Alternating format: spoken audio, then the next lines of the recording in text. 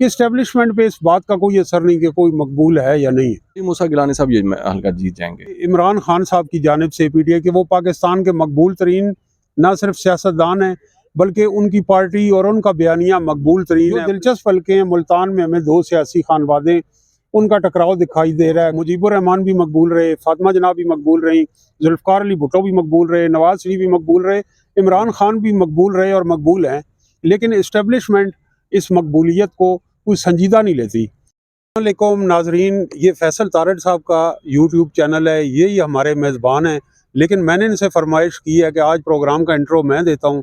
तो फैसल जो है इनका मैं एक बाकायदा सब्सक्राइबर हूँ और इनका तज़िया सुनता हूँ।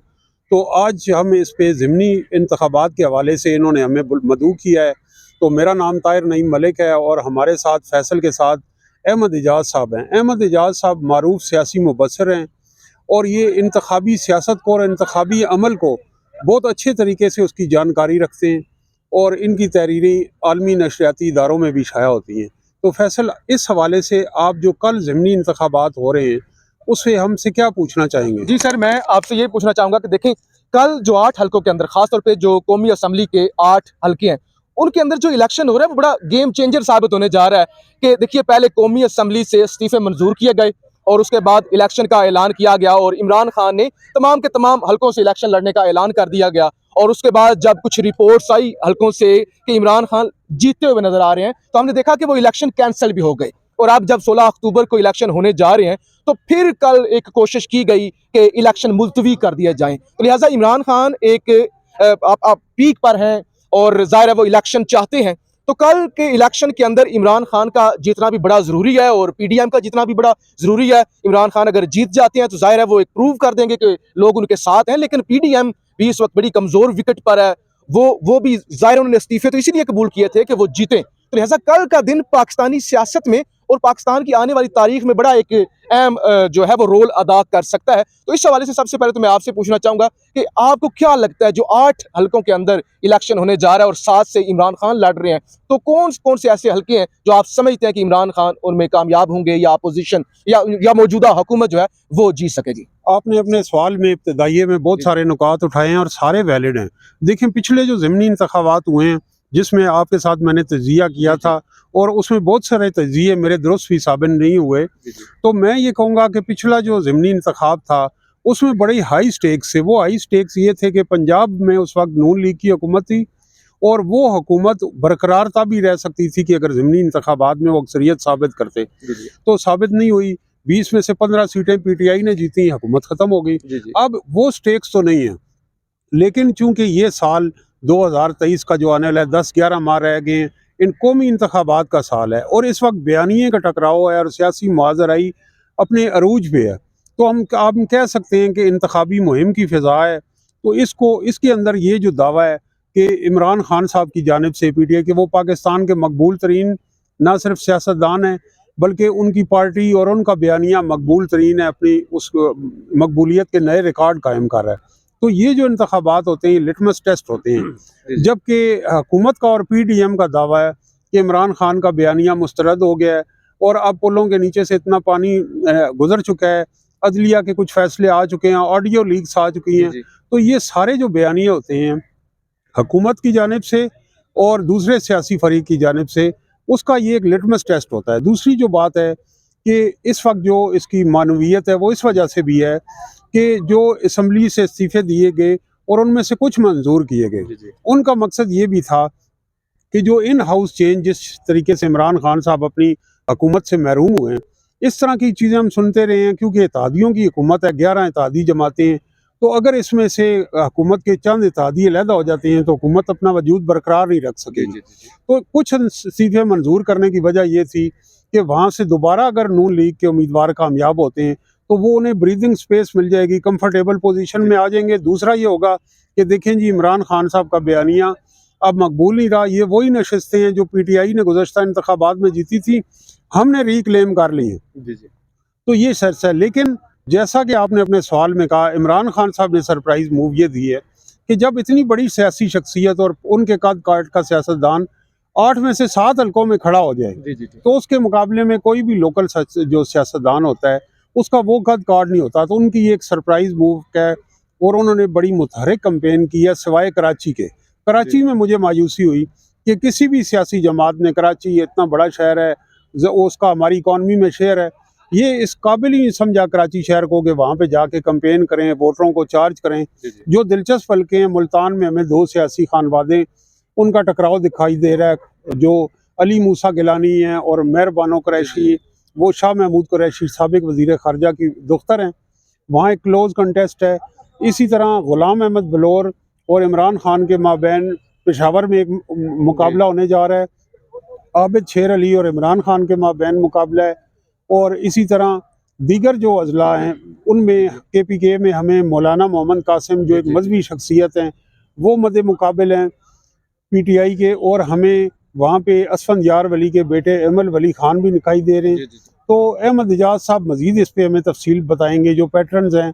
और देखना ये है, मेरा इसमें आखिरी राय ये है कि जो हुकूमत की माशी कारकर्दगी है, जो बढ़ता हुआ अफरात ज़ारत, जो डॉलर की कदर में इजाफा हुआ हुकूमत के, पिछली हुकूमत के बाद जो पेट्रोल की कीमतों में इजाफा हुआ, और जो बिजली की और रोज़मर्रा इस्तेमाल की फूड इन्फ्लेशन हुई, वोटर को सबसे ज़्यादा इम्पैक्ट इन चीज़ों का होगा। और ज़ाहिर है ये इम्पैक्ट हुकूमत के खिलाफ मनफी रद्द अमल की शक्ल में ज़ाहिर हो सकता है। सर अहमद एजाज साहब, आप क्योंकि एक्सपर्ट हैं इंतखाबी हल्कों की सियासत और इलेक्शन के हवाले से, तो KPK के 3 हल्कों से इलेक्शन हो रहा है, पंजाब के 3 हल्के हैं, कराची के फिर 2 हो गए। तो आपको इन 8 के 8 हल्कों में जो इलेक्शन हो रहा है और 7 से इमरान खान साहब खुद लड़ रहे हैं, कौन सा ऐसा हल्का लगता है कि जिसमें आपको लगता है कि सख्त मुकाबला होगा? अदरवाइज तो जो ट्रेंड सामने आ रहे हैं या जो चीज़ें हैं वो इमरान खान, ज़ाहिर है जैसे मलिक साहब ने भी कहा कि एक पॉपुलर लीडर हैं, तो लोग शायद उनको ज़्यादा वोट करें। देखें, अब ये तजज़िये शुरू हो चुके हैं, जैसे कि आप भी कर रहे हैं, इमरान खान साहब इतने हल्कों से जीत जाएंगे और वो पॉपुलर हैं। अच्छा, अब अगर हम यही मेयार बना लें कि इमरान खान साहब पॉपुलर हैं तो वो इलेक्शन जीत जाएंगे, तो मेरे ख्याल में ये एक ऐसा नहीं है कि भी हर हल्के से वो जीत जाएंगे और उनका मुकाबला कोई सख्त नहीं होगा। अच्छा, अब ये आप ये देखें कि इस तनाजुर को आप यूँ देखने की कोशिश करें कि इमरान खान साहब जो है ना वो इलेक्शन लड़ रहे हैं 7 हल्कों से, और उनके मद्दे मुकाबल वो लोग हैं जो अपने अपने हल्कों में अपनी अपनी कॉन्स्टिट्यूंसी रखते हैं।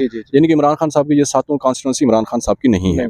अच्छा, हमें उन लोगों को ज़्यादा एज देना पड़ेगा, उन लोगों की ज़्यादा सताइश करनी पड़ेगी अपने तज्जियों में, अपने तबसरों में, कि जो अपने अपनी कॉन्स्टिट्यूंसी में खड़े होकर एक ऐसे लीडर का मुकाबला करने के लिए जा रहे हैं जिसके बारे में आप भी कह रहे हैं कि वो बहुत मकबूल हैं और उनके खौफ की वजह से वो पिछले दिन इलेक्शन मुलतवी हो गए और फलां फलां फलां, ठीक है ना।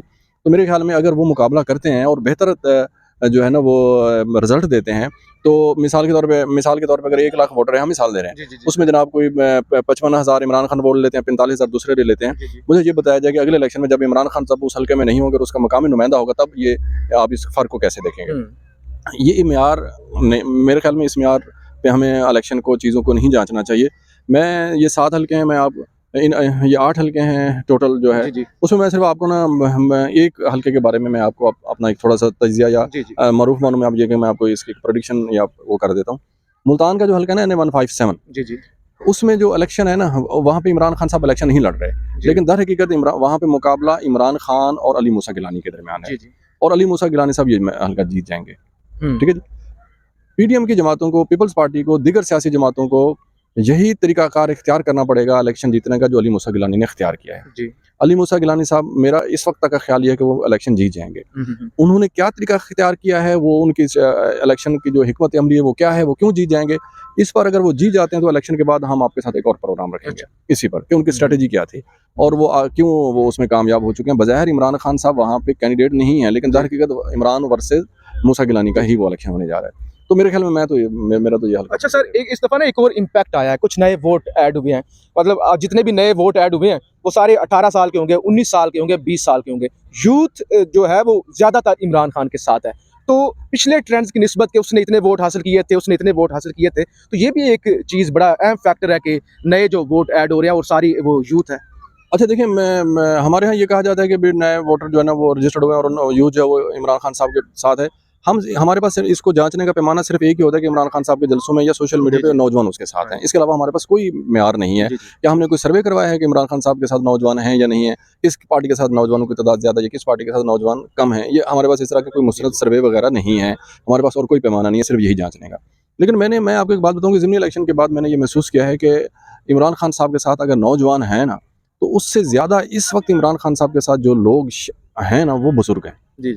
बुजुर्गों की सबसे बड़ी जो तादाद है वो इमरान खान साहब के साथ है। जी। वो बुजुर्ग जिन्होंने 60 की दहाई देखी, वो बुजुर्ग जिन्होंने 80 की दहाई देखी, वो जी। बुजुर्ग जिन्होंने मुशर्रफ का दौर देखा, जी, जी। वो सब के सब लोग ये कहते हैं, मैंने जो जहाँ पे सर्वे किया या जानने की कोशिश की, वो लोग कहते हैं कि यार देखें मुशर्रफ का दौर बहुत अच्छा था, ज़िया का बहुत अच्छा था, फिर क्या नाम है वो जो अयूब खान का दौर बहुत अच्छा था और इमरान खान साहब बहुत अच्छा काम करने जा रहे थे। ये जो बुजुर्ग है ना इस जो लेके चीज़ों को चल रहे हैं, वो उनका रोमांस इस वक्त इमरान खान साहब के साथ जुड़ा है और इस वजह से जुड़ा है कि इमरान खान साहब कहते हैं कि देखें जी चोर फिर एक प्लेटफॉर्म पे इकट्ठे हो गए हैं। और मैंने ये 2-4 जगहों पे बात की है पीडीएम के हवाले से, मैंने पीडीएम के कुछ रहनुमाओं से ये बात हुई हमारी, मैंने कहा कि आप लोग इमरान खान साहब कहते हैं कि सब चोर एक प्लेटफॉर्म पे इकट्ठे हो गए हैं, आप भी एक प्लेटफॉर्म पे बैठे हो तो आप अलग अलग अपनी शनाख्त बनाओ और आप सीट एडजस्टमेंट करें। जरूरी तो नहीं कि आपने पीडीएम ने वहाँ से लड़ना है और फलां से लड़ना है, इनको इस तरीके से करना पड़ेगा। अगर इन्होंने इस तरीके से कर दिया तो इमरान खान साहब की ये बात तो बिल्कुल ही खत्म हो जाएगी कि चोर एक जगह पे इकट्ठे हो गए हैं। चोर तो अपने अपनी शनाख्त के साथ इलेक्शन लड़ रहे हैं, जो जिनको ये चोर कहते हैं। तो मेरे ख्याल में तो ये अच्छा मलिक साहब, आज जब हम ये रिकॉर्डिंग कर रहे हैं तो इलेक्शन होने में तकरीबन कल का दिन कल इलेक्शन जो है वो हो जाएगा, कम वक्त रह गया है। लेकिन एक आखिरी सवाल जो मैं आपसे पूछना चाहता हूं, अभी है तो बहुत ही जल्द क्योंकि रिजल्ट भी नहीं आया और जाहिर अभी पोलिंग भी नहीं शुरू हुई, तो हम लेकिन अगर इमरान खान इस इलेक्शन में बड़े पैमाने पर या मेजॉरिटी 8 सीटें 8 से जी जाते हैं या 7 से, जैसे भी मतलब वो एक बड़ा नंबर ले जाते हैं, कामयाब हो जाते हैं, उसके बाद क्या इम्पैक्ट होगा? यानी ताकतवरों पर प्रेशर या एस्टैब्लिशमेंट के साथ एक बेहतर डील, या फिर इस हुकूमत के जो सारे मामलात खान साहब के जो चल रहे हैं, या अगर आप जाहिर है कि अगर पीडीएम जीत जाते, जाहिर है वो तो मजबूत होंगे, उनका नैरेटिव मजबूत होगा, लेकिन इमरान खान के खास तौर पे जीतने की वजह से क्या उनके लिए प्लस पॉइंट होगा? मेरे ख्याल में देखिए, एक तो ये है कि अगर वो जीत जाते हैं तो फिर ये ऐसी जीत होगी कि दोबारा इलेक्शन होंगे। जी जी इमरान खान साहब ने हल्फ उठा के असम्बली में आना नहीं है, जी जी और जब हल्फ नहीं उठाएंगे तो उसका एक क्राइसिस होगा कि इतने 90 दिन के अंदर अंदर रुकने, असम्बली ने हल्फ उठाना होता है, जी जी और उसके बाद वहाँ पे फिर बाई इलेक्शन होंगे, तो उस वक्त क्या बाई इलेक्शन हो सकेंगे या नहीं हो सकेंगे। जी। तो इसी तरह की ये फ़ज़ा बरकरार रहेगी, लेकिन उनकी जीत से ये तासर जाएगा कि जो उनका मकबूलियत का दावा है वो अभी बरकरार है, क्योंकि पहले तो ये जो थे इंतखाबात पंजाब में, अब ये पूरे मुल्क में हो रहे हैं। गो इसमें हमें जो अहमद एजाज साहब बात कर रहे हैं, टफ कैंडिडेट नज़र आ रहे हैं, मौलाना कासिम साहब KPK में, जी जी और ननकाना साहब में वो शाजिया मनसब जी जी और अली मूसा गिलानी, जी जी ये इन्होंने मेहनत की है, वो आबिद शेर अली नज़र आ रहा है। लेकिन अगर इमरान खान साहब अक्सरियत सीटें भी ले जाते हैं तो फिर भी असम्बली में तो उन्होंने आना नहीं जी है, जी जी और गवर्नमेंट इसमें से अगर 3-4 सीटें भी ले जाती है जी जी तो उसका उन्हें ये फ़ायदा होगा कि जो उनकी अददी अक्सरियत है उन लोगों ने हल्फ उठा लेना है। जी जी तो ये दो मुख्तलिफ हैं। तीसरा जो आपका सवाल है इस्टेब्लिशमेंट का, तो पाकिस्तान की सियासी तारीख का तालिब इल्म होने के नाते से मैं करता हूँ कि इस्टेब्लिशमेंट पे इस बात का कोई असर नहीं कि कोई मकबूल है या नहीं है। अच्छा मुजीबुर रहमान भी मकबूल रहे, फातिमा जनाब भी मकबूल रही, जुल्फ़िकार अली भुट्टो भी मकबूल रहे, नवाज शरीफ भी मकबूल रहे, इमरान खान भी मकबूल रहे और मकबूल हैं, लेकिन इस्टेब्लिशमेंट इस मकबूलियत को कोई संजीदा नहीं लेती। वो क्यों संजीदा नहीं लेती, और क्या उनके पास ऐसे ज़राए होते हैं जिससे वो मकबूलियत का तोड़ करती है, इसके लिए किसी अलहदा प्रोग्राम में हम तफसील से बात करेंगे। जी। अहमद एजाज साहब और प्रोफेसर ताहिर मलिक साहब का बहुत शुक्रिया। कल शाम तक पता चल जाएगा कि क्या किस तरह के ट्रेंड्स हैं और किस तरह के रिजल्ट्स आ रहे हैं। आप राय का इजहार जरूर कीजिएगा। पाकिस्तान जिंदाबाद।